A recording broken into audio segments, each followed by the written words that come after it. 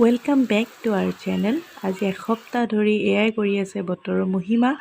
মাক অফিচৰ পৰা লৈ আমি মংগলদৈৰ ফালে যাবলৈ আহি আছিলোঁ বাহঁতৰ ঘৰত।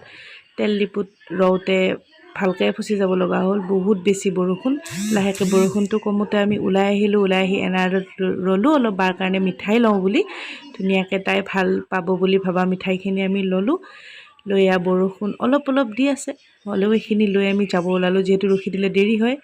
আহি পাই গ'লোঁ বাহঁতৰ ঘৰ।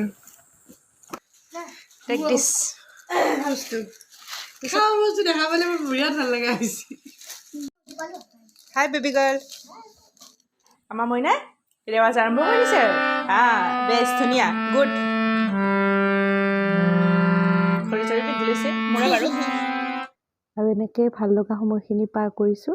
নতুনকৈ যদি চাই আছে তেতিয়াহ'লে চেনেলটো ছাবস্ক্ৰাইব কৰি দিব আৰু ভিডিঅ'টো শেষলৈকে চোৱাৰ বাবে বহুত ধন্যবাদ।